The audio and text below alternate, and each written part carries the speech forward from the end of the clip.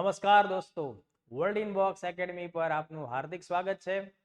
Current affairs lecture number 55 ઉપર પહોંચ્યા છીએ અને આજના લેક્ચરમાં એક સ્પેશિયલ ટોપિક ભણવો છે. આજનો આપણો મુખ્ય વિષય છે વિશ્વ વિરાસત સ્થળો. તાજેતરમાં જ યુનાઇટેડ નેશનની એક અગત્યની સંસ્થા, જેને આપણે ટૂંકમાં યુનેસ્કો તરીકે ઓળખીએ છીએ, યુનેસ્કો દ્વારા તાજેતરમાં જ 47મી બેઠક દરમિયાન એક અગત્યનો નિર્ણય લેવામાં આવ્યો છે ફ્રાન્સના પેરિસ ખાતે. અને એમના આ નિર્ણયમાં ભારતના અગત્યના 12 કિલ્લાઓ કે જે મરાઠા શાસનકાળ દરમિયાન યુદ્ધની બાબતોને ધ્યાનમાં રાખીને સુરક્ષા દ્રષ્ટિકોણથી બનાવવામાં આવેલા છે, એ 12 કિલ્લાઓને સામૂહિક રીતે સમગ્ર વિશ્વ માટે વિશ્વ વિરાસત છે એવું જાહેર કરવામાં આવ્યું છે. એટલે કે ભારતમાં વિશ્વ વિરાસત સ્થળોની જે સંખ્યા જે યુનેસ્કો દ્વારા માન્યતા પ્રાપ્ત હોય તેમાં વધારો થયો છે.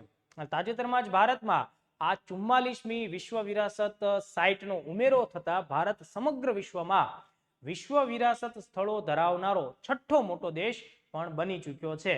તો આજના લેક્ચરમાં આપણે ડિટેલમાં વાત કરીશું.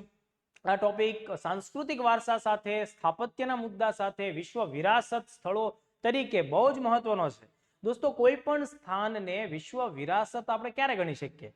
ભલે એ વિશ્વના કોઈ પણ દેશમાં બન્યું હોય, કોઈ પણ સમયે બન્યું હોય, બરાબર, ગમે તે જાતિ જ્ઞાતિ ધર્મના લોકોએ બનાવ્યું હોય, પણ એ સ્થાપત્યની દ્રષ્ટિએ એટલો બેજોડ નમૂનો હોય કે સમગ્ર માનવ જાતિના લોકો એમ કહી શકાય કે નહીં, શાબાશ, માણસોએ બાકી બનાવ્યું છે. બાંધકામની દ્રષ્ટિએ, કળા સંસ્કૃતિની અને માનવ મૂલ્યોની દ્રષ્ટિએ તેનું વિશેષ મહત્વ હોય છે. તો આજના લેક્ચરમાં આપણે આ મુદ્દો ધ્યાને રાખીશું. મૂળ આપણે આ મુદ્દો ચર્ચામાં લઈએ છીએ એનું શું કારણ મેં તમને કીધું એમ કે તાજેતરમાં જ મરાઠા સમયના મરાઠા મિલિટરી લેન્ડસ્કેપ તરીકે ઉપયોગમાં લેવાયેલા મહત્વપૂર્ણ 12 કિલ્લાઓને સામૂહિક એક જ સાથે, મતલબ 12 અલગ અલગ સાઇટ્સ એવી રીતે આપણે નહીં ગણવાની, સાઇટ એક જ ગણવાની, એમાં 12 અલગ અલગ કિલ્લાઓનો સમાવેશ કરી દેવાનો. એનો સમાવેશ થયો છે 44માં world heritage site of India તરીકે. ડિટેલમાં આપણે વાત કરીએ, એક એક એંગલ હું તમને સમજાવવા માંગીશ, સાથે દરેક રાજ્ય દીઠ કઈ કઈ જગ્યાએ ભાઈ વિશ્વ વિરાસત સ્થળો છે. મોસ્ટ આઈએમપી હોય છે પ્રિલિમ્સ માટે આ બધા પ્રકારના પ્રશ્નો. હું જેટલું સમજાવું, જેટલું વિગત આપું, એ બધી તમારે યાદ રાખવાની થશે. તો સૌથી પહેલા શરૂઆત કરીએ દોસ્તો, યુનેસ્કોએ તાજેતરમાં 44માં ભારતીય વિશ્વ વિરાસત સ્થળ તરીકે મરાઠા સૈન્ય સ્થાનક કિલ્લાઓ, એટલે કે જેને ટૂંકમાં આપણે મરાઠા મિલિટરી લેન્ડસ્કેપ્સ કહીએ છીએ, આખા સમૂહને સ્થાન આપ્યું છે. બરાબર છે. આ નિર્ણય કઈ જગ્યાએ લેવાનો? આ બહુ આઈએમપી પ્રશ્ન છે. આ નિર્ણય તાજેતરમાં પેરિસ, ફ્રાન્સ, બરાબર, ફ્રાન્સની રાજધાની પેરિસ ખાતે 47મી બેઠક આયોજિત થઈ છે વર્લ્ડ હેરિટેજ કમિટીની. તો 47મી બેઠક પેરિસ ખાતે થઈ છે, એ જગ્યાએ આ નિર્ણય લેવામાં આવ્યો. ઘણી બધી વખત પરીક્ષામાં આ બેઠકનું નામ પૂછી નાખે છે, બેઠક કઈ જગ્યાએ થઈ એ લોકેશન પણ આપણને પરીક્ષામાં પૂછી શકે. અને સાથે યુનેસ્કોનું હેડક્વાર્ટર પણ પેરિસમાં જ છે દોસ્તો. જી હા, યુનેસ્કોનું પૂરું નામ પણ ઘણીવાર પરીક્ષામાં પૂછાય છે, તેનું હેડક્વાર્ટર પણ પૂછાય છે. હેડક્વાર્ટર એનું ખુદ પેરિસ ખાતે જ છે, ફ્રાન્સમાં. અને યુનેસ્કોનું પૂરું નામ પણ ઘણા બધા વિદ્યાર્થીઓ જાણતા જ હશે. તેમ છતાં એક વખત હું રિપીટ કરી દઉં છું, United Nation Educational, Scientific and Cultural Organization એટલે યુનેસ્કો થશે. બરાબર. હવે જો ખાસ ધ્યાન રાખજો, અત્યારે જે આ મરાઠા મિલિટરી લેન્ડસ્કેપ્સનો સમાવેશ કરવામાં આવ્યો છે, બરાબર છે, તો એ ભારતના સ્થાપત્ય ક્ષેત્રના કૌશલ્યને ઉજાગર કરે છે, ઐતિહાસિક મૂલ્યોને અને પ્રાદેશિક વિરાસતને, પ્રાદેશિક ગરિમાને, પ્રાદેશિક ઓળખને એ રજૂ કરે છે. આપણે બધા જાણતા હોવા જોઈએ મિત્રો કે ભાઈ ટોટલ આ 17મી થી 19મી સદી દરમિયાન મરાઠા શાસનકાળ હેઠળ અલગ અલગ સ્થાન ઉપર આ કિલ્લાઓની રચના થઈ છે. તો એ સંઘર્ષના પ્રતીકો છે દોસ્તો, ઐતિહાસિક મૂલ્યોના પ્રતીકો છે, સાંસ્કૃતિક વારસાના પ્રતીકો છે. માત્ર પથ્થર ઈંટ નથી જ, બરાબર, એની સાથે માનવ મૂલ્યો સંકળાયેલા છે. ગુડ ગવર્નન્સની થીમ તેની સાથે જોડાયેલી છે, બરાબર. અન્યાયનો સામનો કરવો, પોતાના અધિકારો માટે લડાઈ લડવી, આ મૂલ્યો પણ મરાઠા કિલ્લાઓ પોતે આજની તારીખે એની કહાની રજૂ કરે છે. અનેક વીર સપૂતોએ આ કિલ્લાઓના રક્ષણ માટે પોતાના બલિદાનો આપેલા છે. હવે આ જે ટોટલ 12 કિલ્લાઓની મેં તમને વાત કરી છે, આ પણ પરીક્ષા માટે ઉપયોગી છે. 12 કિલ્લાઓ, એ પૈકી 11 કિલ્લાઓ મહારાષ્ટ્રમાં આવેલા છે અને 1 કિલ્લો તામિલનાડુમાં આવેલો છે. આ મુદ્દો પણ પરીક્ષા માટે ઉપયોગી છે, બરાબર. તો એ પણ ભૂલવાનું નથી થતું. હવે જુઓ, જે 12 કિલ્લાઓ પૈકી 11 કિલ્લાઓ મહારાષ્ટ્રમાં આવેલા છે, બરાબર. આમના નામ આપણને યાદ રહી જાય તો સોનામાં સુગંધ ભળે એના જેવી વાત થાય, અને એ યાદ રાખવી પડે હોય, કારણ કે પેપરમાં પૂછી પણ નાખે. તો ખાસ ધ્યાન રાખજો દોસ્તો. રાયગઢ, રાજગઢ, પ્રતાપગઢ, લોહગઢ, આ ચારના નામ એવા છે કે જેની પાછળ ગઢ શબ્દ આવે છે. રાયગઢ, બરાબર, રાજગઢ, પ્રતાપગઢ અને લોહગઢ. 3 કિલ્લાઓ એવા છે કે જેની પાછળ દુર્ગ શબ્દ લગાડવામાં આવે છે, જે પાણી સાથે સંબંધ ધરાવે છે, બરાબર છે. સિંધુ દુર્ગ, વિજય દુર્ગ અને સુવર્ણ દુર્ગ.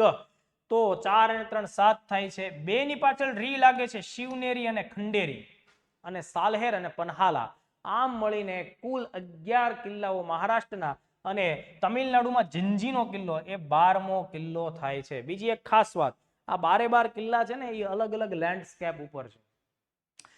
અમુક કિલ્લાઓ જંગલમાં છે, અમુક દરિયાકાંઠા ઉપર છે, અમુક ઉચ્ચ પ્રદેશ ઉપર છે, તો અમુક પાણીની અંદર ટાપુ સ્વરૂપે પણ છે. એટલે કોઈ એક જ પ્રકારના કોમન લોકેશન ઉપર નથી. એટલે મરાઠાઓના જે સ્થપતિઓ હશે, આર્કિટેક્ચર હશે, મતલબ એ સમયના એના જે સિવિલ એન્જિનિયર્સ હશે, એમણે કેટલા અલગ અલગ પ્રકારના મટીરિયલનો ઉપયોગ કર્યો હશે. આ મટીરિયલને ચોક્કસ જગ્યા સુધી લઈ જવા માટે કેટલી મહેનત થઈ હશે, કારણ કે દરેક જગ્યાએ અલગ અલગ પ્રકારની ભૌગોલિક પરિસ્થિતિઓ છે દોસ્તો, અલગ અલગ માહોલ છે, એક જ સમાન માહોલ નથી.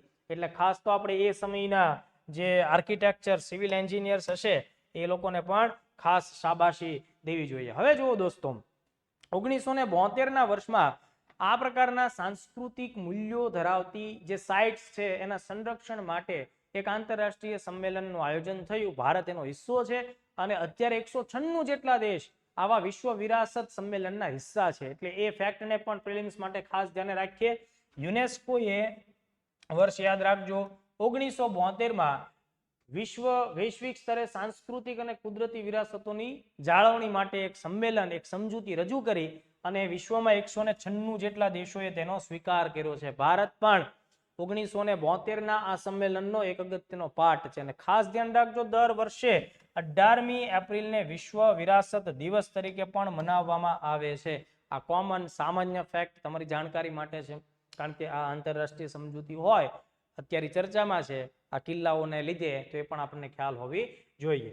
હવે જુઓ મિત્રો, ભારતમાં જે 44 જેટલી વર્લ્ડ હેરિટેજ સાઇટ્સ છે, એ પૈકી એનું વર્ગીકરણ કેમ થાય છે ખાસ જોજો. વિશ્વ વિરાસત સ્થળમાં મોટાભાગે સાંસ્કૃતિક સ્થળોનો સમાવેશ થતો હોય, એટલે કોઈ ખૂબ મોટા મહેલ હોય, કોઈ કિલ્લા હોય જે માણસોએ જાતે બનાવેલા હોય. આ ઉપરાંત કેટલીક પ્રાકૃતિક જે સ્થળો છે એના જાળવણી માટે જે પ્રયત્નો થયા હોય, તો એને પણ એમાં ખાસ ધ્યાને રાખવામાં આવે છે. અને અમુક સ્થળને મિશ્રિત કેટેગરી પણ કહેવામાં આવે. તો વિશ્વ વિરાસત સ્થળો 3 પ્રકારના હોઈ શકે છે. એક સાંસ્કૃતિક સ્થળો, તો ભારતમાં એની સંખ્યા કેટલી છે? 36. કુદરતી અથવા પ્રાકૃતિક સ્થળો, ભારતમાં એની સંખ્યા 7 છે. અને બંનેના ગુણધર્મો, બંનેના લક્ષણો હોય એવી સાઇટ્સને મિક્સ્ડ સાઇટ કહેવાય, મિશ્રિત સ્થળો. ભારતમાં એની સંખ્યા કેટલી છે? 1. તો અહીંયાથી સવાલ આવી શકે પ્રિલિમ્સનો. ભારતમાં 36 + 7 + 1, 36 ને 7 43 + 1 એડ કરો એટલે 44 થશે. હવે જો આ જે મિશ્રિત સ્થળ છે ને, એ એક જ છે, અને એ સિક્કિમમાં આવેલું છે, બરાબર છે. સિક્કિમમાં આવેલું કાંચનજંગા, બરાબર છે. આ કાંચનજંગા ભારતની એકમાત્ર મિશ્રિત વિશ્વ વિરાસત સ્થળ છે. આ ફેક્ટ આપણે ખાસ ધ્યાન રાખીએ, ભૂલવાનું થતું નથી. હવે જુઓ દોસ્તો, ભારતમાં સૌથી પહેલા વિશ્વ વિરાસત સ્થળો તરીકે 1983માં 1983માં 4 સ્થળોને પસંદગી આપવામાં આવી હતી. 4 સ્થળો પસંદગી પામ્યા છે. તો સૌથી પહેલા જે પસંદગી પામેલા જે સ્થળો છે, એમાં આગ્રાના કિલ્લાનો સમાવેશ થાય, તાજમહેલનો સમાવેશ થાય. આ બંને બહુ જ અગત્યની સાઇટ છે મિત્રો. આ બંને યુપીમાં આવે છે, આગ્રાનો કિલ્લો અને તાજમહેલ, વત્તા 2 જે કેવ્સ છે, ગુફાઓ છે, બરાબર, એને સ્થાન મળ્યું છે. બંને મહારાષ્ટ્રમાં છે, અજંતા અને એલિફેન્ટા, બરાબર છે. સોરી, અજંતા અને ઇલોરાની ગુફાઓ. એટલે જે સૌથી પહેલા 4 સાઇટ્સનો સમાવેશ 1983માં થયો, બરાબર છે. તો અહીંયાથી અલગથી પ્રિલિમ્સનો પ્રશ્ન આવી શકે, ખાસ ધ્યાન રાખજો. આગ્રાનો કિલ્લો અને તાજમહેલ આ બંને યુપીમાં, અજંતા અને ઇલોરાની ગુફાઓ આ બંને મહારાષ્ટ્ર સાથે સંબંધ ધરાવે. સૌથી વધુ જો વિશ્વ વિરાસત સ્થળો જો કોઈ દેશ ધરાવતો હોય તો તેનું નામ ઇટલી છે. ઇટલીમાં ટોટલ 60 જેટલી જગ્યાઓ છે. ત્યારબાદ બીજા નંબર ઉપર ચાઇનાનો સમાવેશ થશે, પછી જર્મની છે, સ્પેન છે, ફ્રાન્સ છે, એમ કરતા ભારતનું સ્થાન આવશે છઠ્ઠું. બરાબર, સંખ્યાની દ્રષ્ટિએ ભારત છઠ્ઠા સ્થાન ઉપર છે 44. તો પહેલા નંબર ઉપર ઇટલી નામનો દેશ છે. આ તમારે પ્રિલિમ્સ પરીક્ષા માટે ખાસ ધ્યાને રાખવું પડશે. ગુજરાતની સાઈડ હું તમને અત્યારે અહીંયા જણાવી દઉં છું, આગળ પણ કદાચ આપણે એની ચર્ચા કરીએ તો ગુજરાતમાં ભારતની જે ટોટલ 44 સાઇટ છે એ પૈકી 4 સાઇટ ગુજરાતમાં આવેલી છે. સૌથી પહેલી 2004ના વર્ષમાં ચાંપાનેર, જે પાવાગઢ ખાતે આવેલું છે, ચાંપાનેર પાવાગઢ પુરાતત્વ ઉદ્યાન એને 2004માં ચાંપાનેરને, બરાબર, એમાં ચાંપાનેરનો કિલ્લો પણ આવશે, ચાંપાનેર શહેરનું સ્થાપત્ય આવશે. સૌથી પહેલી એવી ગુજરાતી સાઇટ જે વિશ્વ વિરાસત સ્થાનોની યાદીમાં પહોંચ્યું એ ચાંપાનેર છે. ચાંપાનેર પછી 10 વર્ષ બાદ 2014માં સોલંકી શાસનકાળ દરમિયાન પાટણમાં તૈયાર થયેલી રાણીની વાવ વિશ્વ વિખ્યાત છે દોસ્તો. તો 2014માં એના 3 વર્ષ પછી 2017માં ઐતિહાસિક શહેર અમદાવાદનો સમાવેશ વિશ્વ વિરાસત સ્થાનમાં થાય છે. અને લેટેસ્ટ 2021માં હડપ્પા સભ્યતા સાથે સંકળાયેલું કચ્છમાં આવેલું ખદીર બેટ ઉપરનું ધોળાવીરા, તો એ 2021માં આ લિસ્ટમાં સ્થાન પામ્યું છે. આ મેં તમને એટલે કીધું કારણ કે આપણી ગુજરાતની પરીક્ષામાં ગુજરાતના વિશ્વ વિરાસત સ્થાનો છે એ અલગથી પરીક્ષાનું કેન્દ્ર બની શકે. બીજું, તમને આ ચારના નામ એકદમ ક્લિયર હોવા જોઈએ. બની શકે કે મુખ્ય પરીક્ષામાં આમાંથી સવાલો એવી રીતે આવે કે દાખલા તરીકે તમે તાજેતરમાં જ ગુજરાતની કોઈ એક વિશ્વ વિરાસત સ્થાનની મુલાકાત લીધી હતી, એનો અહેવાલ લખો. તો એ સમયે આપણને પહેલા બેઝિકલી એ તો ખ્યાલ આવવો જોઈએ કે ભાઈ ગુજરાતમાં આવેલી વિશ્વ વિરાસત સ્થળો ક્યાં ક્યાં આવેલા છે. તો એ પ્રશ્ન થાય. થોડા વર્ષો પહેલા ઇન્ટરવ્યુમાં એક અલગ પ્રકારના પ્રશ્નો પૂછવાનો ટ્રેન્ડ હતો. એમાં એવું પૂછવામાં આવતું હતું કે ભાઈ માનો કે તમારો કોઈ મિત્ર ફોરેન કોઈ કન્ટ્રીથી, અમેરિકા, ફ્રાન્સ કે યુરોપના કોઈ દેશોમાંથી ભારત ફરવા માટે આવે છે, તો તમે એને ગુજરાતના કયા કયા સ્થાન ઉપર ફરવા માટે લઈ જશો, અથવા તમે એને ગુજરાતના કયા વિશ્વ વિરાસત સ્થળની મુલાકાત લેવડાવશો. તો એ સમયે તમને તમારું પ્રિલિમ્સનું નોલેજ, એ ડેટા, એ માહિતી ખૂબ ઉપયોગી સાબિત થાય. તો આ 4 સ્થાન છે, ઝડપથી એને એકદમ ક્લિયર કરી નાખજો અને મોઢે તૈયાર કરી લેવાના થશે. હવે જુઓ દોસ્તો, જેમ આપણે 2025ના અનુસંધાને વાત કરી રહ્યા છીએ, તો નજીકના પાછલા વર્ષોમાં, બરાબર છે, એટલે કે 2024, 2023 તે દરમિયાન ભારતના ક્યાં ક્યાં લેટેસ્ટ સ્થળો સામેલ થયા છે એ પણ આપણે જાણવું જરૂરી બને છે. એટલે કદાચ એમાંથી પણ સવાલ પરીક્ષામાં આવી શકે. તો જુઓ, ગત વર્ષે 2024માં વર્લ્ડ હેરિટેજ કમિટીની 46મી બેઠકનું આયોજન ક્યાં થયું હતું? દિલ્હી ખાતે, આપણા જ દેશમાં થયું હતું. ત્યારે આસામ ખાતે આવેલ ચરાઈદેવો મોઈડામ્સ, આ ત્યાંની સ્થાનિક ભાષાનો શબ્દ છે, ચરાઈદેવો મોઈડામ્સ, અહોમ રાજ્યનું જે કહી શકાય સ્મશાન, વન કાઇન્ડ ઓફ, કે ભાઈ કબ્રસ્તાન તમે કહી શકો છો, બરાબર છે, કબ્રસ્તાન, અહોમ રાજ્ય સમયનું કબ્રસ્તાન. તો આ કબ્રસ્તાન ઘણા લાંબા વર્ષોથી, સદીઓથી સચવાયેલું છે. વિશેષ રીતે આખી એમની ડિઝાઇન તૈયાર કરાયેલી છે. એટલે ચરાઈદેવો મોઈડામ્સ એટલે કબ્રસ્તાન. તો આ આસામમાં અહોમ રાજ્ય સાથે સંકળાયેલું છે. એ આખા જે સ્થાપત્ય છે તો તેને વર્લ્ડ હેરિટેજ સાઇટમાં સ્થાન મળ્યું હતું. એના આગલા વર્ષે 2023માં સાઉદી અરેબિયામાં જ્યારે 45મી બેઠક વર્લ્ડ હેરિટેજ કમિટીની બેઠી હતી, તો 23માં બંગાળમાં આવેલું શાંતિનિકેતન, બરાબર, શાંતિનિકેતન જે વિશ્વ વિખ્યાત છે શિક્ષણ માટે, અલગ અલગ પ્રકારના થોટ્સ માટે, અલગ અલગ પ્રકારના સંશોધનો માટે, રવિન્દ્રનાથ ટાગોર દ્વારા 1901માં એની જ્યારે રચના કરવામાં આવી ત્યારથી ચર્ચામાં રહે છે. ભારતની આઝાદીની લડાઈમાં શાંતિનિકેતનની સાથે બહુ જ બધી મેમરીઝ જોડાયેલી છે. તો શાંતિનિકેતનને પણ આ સ્થાનમાં, આ યાદીમાં સ્થાન આપવામાં આવ્યું હતું. અને જ્યારે 2023માં શાંતિનિકેતન વર્લ્ડ હેરિટેજ સાઇટનો દરજ્જો મળ્યો, તો એ જ વર્ષે મેઇન્સમાં શાંતિનિકેતનની મુલાકાત લીધી એ પ્રકારનો અહેવાલ પરીક્ષામાં પૂછાયો હતો. આ બાબત ખાસ તમે લોકો ધ્યાને રાખજો, બરાબર. તો સેમ કોન્સેપ્ટથી પ્રશ્ન તમને આપી પણ દેશે કે ભાઈ મરાઠા લેન્ડસ્કેપ ના કોઈ એક કિલ્લાની તમે વિઝિટ લીધી, એનો તમે અહેવાલ લખો. મેઇન્સમાં આ પ્રશ્ન એ રીતે આવે. ચાલો, હવે આપણે એક એવા મુદ્દા ઉપર આવી જવું છે કે ભાઈ ભારતના ઘણા બધા રાજ્યોની અંદર વિશ્વ વિરાસત સ્થળો ફેલાયેલા છે, 44 જેટલા સ્થળો છે. તો કયા રાજ્યમાં કયા સ્થાનને વિશ્વ વિરાસત અત્યાર સુધીમાં અલગ અલગ વર્ષે જાહેર કરવામાં આવ્યું છે એની આપણે યાદી ચકાસવાની. તમારે વર્ષ નથી ગોખવાના, મતલબ માત્ર સ્થાન અને રાજ્ય એ યાદી તમે યાદ રાખો. તો ક્રમશઃ ચાલુ કરીએ. સૌથી પહેલા લઈએ આસામથી. એબીસીડી પ્રમાણે આપણી ચર્ચાને આગળ વધારીએ. તો આસામમાં જુઓ દોસ્તો, કાઝીરંગા નેશનલ પાર્ક છે, બરાબર. એક શીંગ વાળા જે ગેંડા હોય એના માટે કાઝીરંગા નેશનલ પાર્ક ખૂબ ફેમસ, બરાબર છે. તો કાઝીરંગા નેશનલ પાર્ક તો એ ઓલરેડી નેશનલ પાર્ક છે. કુદરતી સ્થળની કેટેગરી પ્રાકૃતિક સ્થળની યાદી તરીકે વિશ્વ વિરાસત સ્થાનમાં પણ એનું એક અગત્યનું સ્થાન છે. ત્યારબાદ માનસ વન્યજીવ અભયારણ્ય, એ પણ આસામમાં આવેલું છે. તેને પણ કુદરતી સ્થાન તરીકે પ્રાકૃતિક સ્થળ તરીકેના વિશ્વ વિરાસત સ્થળમાં સ્થાન આપવામાં આવેલું છે. અને લેટેસ્ટ જે મેં હમણાં જ વાત કરી, મોઈદામ, બરાબર. મોઈદામ એટલે કે અહોમ રાજવંશ છે, એને દફનાવવામાં, એના લોકોને દફનાવવા માટેનું જે કબ્રસ્તાન છે, ટેકરો છે એ. તો આટલા મુદ્દા તમારે લોકોએ ખાસ ધ્યાનમાં રાખવાના થાય છે. અસમ પછી બિહારમાં આવો તો બિહાર એટલે તમને ખ્યાલ હોવો જોઈએ, બિહાર મૂળ શબ્દ વિહાર ઉપરથી ઉતરી આવેલો શબ્દ છે. વિહાર ખાસ કરીને બૌદ્ધ સંસ્કૃતિ, બરાબર, એની સાથે સંકળાયેલી આ આખી જે પ્લેસીસ છે, બરાબર. તો બિહારમાં મહાબોધિ મંદિર સંકુલ જે આવેલું છે એને વિશ્વ વિરાસત સ્થાનમાં સામેલ કરવામાં આવેલું છે, એટલે કે બોધ ગયા અથવા બોધિ ગયા નામથી પણ ઓળખાય. એવી જ રીતે નાલંદા વિશ્વવિદ્યાલય, સમજમાં આવ્યું? નાલંદા વિશ્વવિદ્યાલય ભારતના પ્રાચીન સમયના ઇતિહાસમાં તમે જ્યારે ગુપ્ત શાસનકાળ ભણો છો ત્યારે નાલંદા વિશ્વવિદ્યાલયનો ઉલ્લેખ આવશે. નાલંદા વિશ્વવિદ્યાલયનું જે પુરાતત્વીય સ્થળ છે એને પણ આમાં સામેલ કરવામાં આવેલું છે. તો આ બે પ્લેસીસ બિહારના છે. ત્યારબાદ ચંદીગઢમાં લા કાર્બુઝિયર દ્વારા સ્થાપત્ય કાર્યો જેટલા કરેલા છે, ખાસ કરીને કેપિટલ કોમ્પ્લેક્સ, તો લા કાર્બુઝિયરનું જે સ્થાપત્ય છે ચંદીગઢમાં, બરાબર, એને વિશ્વ વિરાસત સ્થળ તરીકે પસંદગી આપવામાં આવેલું છે. 3 રાજ્યોની યાદી જોઈએ. દિલ્હીની વાત કરીએ. દિલ્હી એટલે મુઘલ કાળનું કેન્દ્ર બિંદુ બનશે દોસ્તો. ખાસ તમારે યાદ રાખવાનું છે લાલ કિલ્લો અને હુમાયુનો મકબરો, કુતુબ મિનાર, આ 3 પ્લેસીસ છે મિત્રો, એ દિલ્હીના સાંસ્કૃતિક સ્થળો છે. આ એવા સાંસ્કૃતિક સ્થળો છે કે જેને વિશ્વ વિરાસત સ્થળમાં સ્થાનની યાદીમાં સ્થાન મળેલું છે.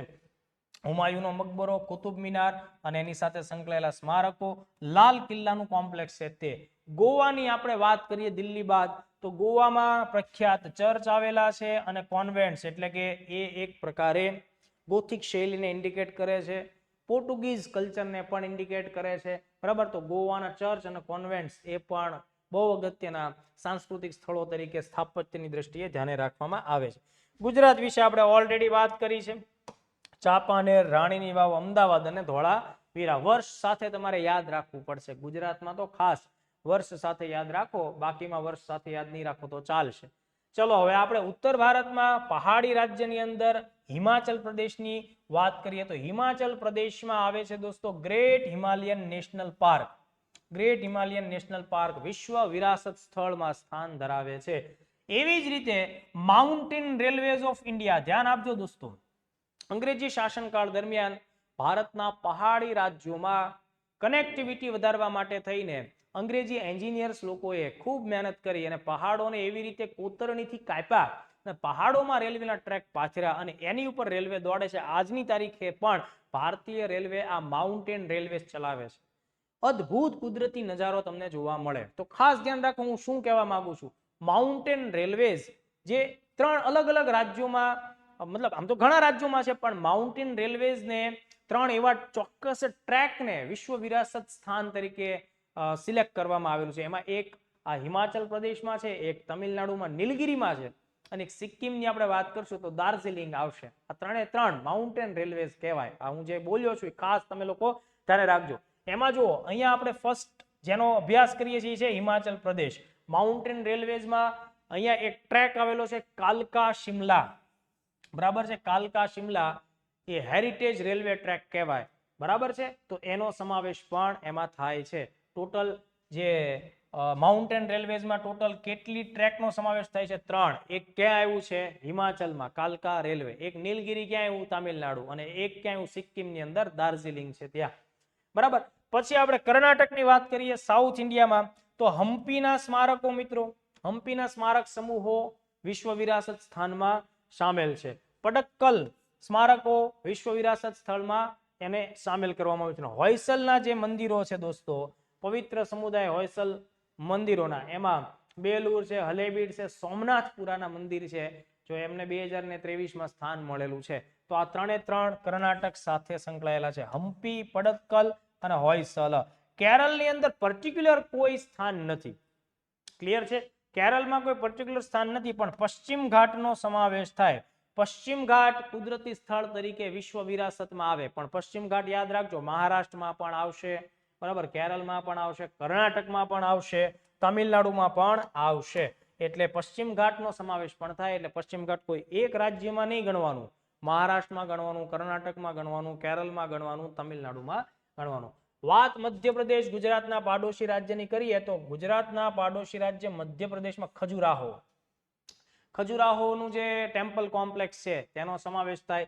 સાંચીના બૌદ્ધ સ્તૂપ અને સ્મારકોનો સમાવેશ થાય. અને ભીમબેટકાની જે ગુફાઓ છે કે જ્યાં ભૂતકાળમાં માણસો રહેઠાણ કરતા, શેલ્ટર્સ, બરાબર, તો આ ત્રણ તમારે ખાસ ધ્યાન રાખવું. ખજુરાહો મંદિર, સાંચી અને ભીમબેટકાની ગુફાઓ વિશ્વ વિરાસત સ્થાનમાં મતલબ એનું સ્થાન આવેલું છે. ઓડિશામાં કોણાર્કનું સૂર્ય મંદિર વિશ્વ વિરાસત સ્થાન છે. એ ફેક્ટ યાદ રાખી લો. ત્યારબાદ સૌથી વધુ વિશ્વ વિરાસત સ્થાનો ધરાવતું રાજ્ય એટલે મહારાષ્ટ્ર. ગુજરાતનું પાડોશી રાજ્ય મહારાષ્ટ્ર. જોઈ લો દોસ્તો, અજંતાની ગુફાઓ, ઇલોરાની ગુફાઓ, એલિફન્ટાની ગુફાઓ, આ બધી ગુફાઓ જે છે એ વિશ્વ વિરાસત સ્થાનમાં છે. એ પૈકી આ જે અજંતા અને ઇલોરા છે એ તો સૌથી પહેલી 1983માં જે ટોટલ 4 સ્થાન એક સાથે આવ્યા એ પૈકી એનું 2નું સ્થાન છે. ત્યારબાદ છત્રપતિ શિવાજી ટર્મિનસ, જેને ભૂતકાળમાં આપણે વિક્ટોરિયા ટર્મિનસ કહેતા, આ રેલવે બાંધકામનું એક ઉત્કૃષ્ટ ઉદાહરણ છે. એનો સમાવેશ આ યાદીમાં થાય છે. મુંબઈના વિક્ટોરિયન ગોથિક શૈલીના જે સ્થાપત્યો છે અને આર્ટ ડેકો એન્સેમ્બલ્સ છે એનો સમાવેશ કરવામાં આવ્યો છે. અને તાજેતરમાં હમણાં જે ચર્ચામાં રહ્યું છે મરાઠા મિલિટરી લેન્ડસ્કેપ્સ, બરાબર, એમાં 11 કિલ્લાઓ જે મહારાષ્ટ્રમાં આવેલા છે એને એક જ સ્થાન તરીકે ધ્યાને રાખવામાં આવે. પશ્ચિમ ઘાટની મેં તમને હમણાં જ વાત કરી કે પશ્ચિમ ઘાટ અલગ અલગ રાજ્યોમાં ફેલાયેલું છે, તો પશ્ચિમ ઘાટ અહીંયા પણ તમને જોવા મળશે. ચાલો મહારાષ્ટ્રમાંથી આગળ વધીએ તો રાજસ્થાન આવશે. Rajasthan Keoladeo national park. જો ભાઈ, જેમ આપણે કાઝીરંગા નેશનલ પાર્કની વાત કરી એમ અહીંયા કેવલાદેવ નેશનલ પાર્ક રાજસ્થાનમાં આવ્યું છે. આ ઉપરાંત રાજસ્થાનના પહાડી કિલ્લાઓ, જેવી રીતે મરાઠાઓના કિલ્લાઓ અત્યારે ચર્ચામાં છે એવી જ રીતે 2013માં સાંસ્કૃતિક સ્થળો તરીકે રાજસ્થાનના પહાડી કિલ્લાઓ, ખાસ કરીને ચિત્તોડગઢ, કુંભલગઢ, જેસલમેર, રણથંભોર, આમેર અને ગાંગરોન, એ 6 કિલ્લાઓનો સમાવેશ થાય. એને સામૂહિક રીતે એક સ્થળ તરીકે સામેલ કરવાનું છે. જંતર મંતર જયપુરમાં આવેલું છે અને આખું જયપુર શહેર પોતે પણ, એટલે આમ ગણો તો 4 જેટલા પ્લેસીસ તમારે ગણી લેવાના થાય. રાજસ્થાનના સિક્કિમમાં વન એન્ડ ઓનલી તમે ધ્યાન રાખો કાંચનજંગા નેશનલ પાર્ક, જે મિશ્ર છે, બરાબર. અને બંગાળમાં દાર્જિલિંગ આવશે, જે મારે અગાઉ કદાચ સિક્કિમ બોલાણું હોય તો મને માફ કરજો, પણ આટલા ફેક્ટ તમારે યાદ રાખવાના. ધેન આફ્ટર જો તમિલનાડુની વાત કરીએ તો મહાબલીપુરમ પલ્લવ સાથે સંકળાયેલા છે, બરાબર છે. મહાબલીપુરમના સ્મારકોનો સમૂહ, ગ્રેટ લિવિંગ ચોલા મંદિર, ચોલ વંશ સાથે સંકળાયેલા જે મંદિરો છે, જેમાં બૃહદેશ્વરનું, તાંજોરની ખાતે આવેલું બૃહદેશ્વરનું મંદિર, ગંગાઈકોન ચોલપુરમ છે અને ઐરાવતેશ્વર મંદિર જે દારાસુરમ ખાતે આવેલું છે. આટલા પ્લેસીસનો સમાવેશ આમાં થાય. માઉન્ટેન રેલવેઝ મેં અગાઉ વાત કરી, નીલગિરી માઉન્ટેન એ અહીંયા સ્થાન આવશે. મરાઠા જે લેન્ડસ્કેપની વાત કરી એમાં જે જિંજીનો કિલ્લો છે અહીંયા આવશે અને પશ્ચિમ ઘાટ પણ અહીંયા આવશે. એટલે હું શું કહેવા માંગુ છું, આ 3 તો અલગ અલગ રાજ્યો સાથે કોમન પણ જોડાયેલા છે તમિલનાડુ રાજ્યની સાથે. ચાલો હવે આપણે આનાથી આગળ વધીએ. તેલંગાણામાં કાકતિયા રુદ્રેશ્વર રામપ્પા મંદિરનો સમાવેશ વિશ્વ વિરાસત સ્થળ તરીકે થાય છે. ઉત્તરાખંડમાં 2 છે, નંદાદેવી અને વેલી ઓફ ફ્લાવર નેશનલ પાર્ક છે. ઓકે. ઉત્તર પ્રદેશમાં આગ્રાનો કિલ્લો જે સૌથી પહેલા આવ્યો તો તાજમહેલ અને ફતેહપુર સિકરી, એટલે એ 3નો સમાવેશ યુપીમાં થશે. પશ્ચિમ બંગાળમાં ખાસ ધ્યાન રાખો Sundarbans national park, mountain railways અંતર્ગત દાર્જિલિંગ હિમાલયન રેલવે. કદાચ મારે આ દાર્જિલિંગમાં જો સિક્કિમ બોલાઈ ગયું હોય ભૂતકાળમાં આ જ લેક્ચરમાં આગળની કોઈ મિનિટમાં, તો એ તમારે ધ્યાન રાખવાનું છે. દાર્જિલિંગ છે એ સિક્કિમની ખૂબ નજીક છે, પણ એ સિક્કિમમાં નથી ભાઈ, એ ક્યાં આવ્યું છે? પશ્ચિમ બંગાળમાં આવેલું છે. તો માઉન્ટેન રેલવેઝનો જે ટુકડો દાર્જિલિંગ વાળો છે એનો સ્થાન આવશે અને શાંતિનિકેતન. આમ આ પશ્ચિમ ઘાટ અને માઉન્ટેન રેલવેઝ આ બધા એવા પ્લેસીસ છે. મરાઠા મિલિટરી લેન્ડસ્કેપ્સ, એ બધા એક રાજ્યમાં નહીં પણ એક સાથે જાજા રાજ્યોમાં પણ ફેલાયેલા હોઈ શકે છે. તો ચલો દોસ્તો, આટલા મુદ્દાઓ મેં તમને લોકોને અહીંયા જે સમજાવ્યા છે, તો મેં પૂરો પ્રયત્ન કર્યો છે કે તમને આખી યાદી હું સમજાવું. સ્ટેટ વાઇઝ આપણે ચાલ્યા છીએ. ભારતના અલગ અલગ પ્લેસીસ, અલગ અલગ રાજ્યોમાં આવેલા આઈએમપી વિશ્વ વિરાસત સ્થળો આ લેક્ચરમાં કમ્પ્લીટ થાય. નેક્સ્ટ લેક્ચરમાં આપણે બહુ જ આઈએમપી એવા મુદ્દાઓ, ખાસ કરીને પ્રધાનમંત્રીની જે તાજેતરમાં વિદેશ યાત્રાઓ થઈ છે એની પર આપણે વ્યવસ્થિત ડિટેલમાં ડિસ્કશન કરવી છે. વત્તા શુભાંશુ શુક્લા 15મી જુલાઈના આજના દિવસે સ્પેસમાંથી પરત ફર્યા છે, તો એમનું એક્ઝિયોમ 4 મિશન સંપૂર્ણપણે આપણે ધ્યાને રાખવાનું છે. એટલે એની પૂરી ડિટેલ સાથે આપણે પાછા મળીએ છીએ. દરેક લેક્ચર્સ દોસ્તો ખાસ તમે જોતા રહેજો, તમારા મિત્રો સાથે આ લેક્ચર્સને શેર કરતા રહેજો અને લેક્ચર્સ અંગેના અભિપ્રાયો છે અચૂકપણે આપતા રહેજો. વહેલી તકે મળશું. જય ભારત, જય હિન્દ.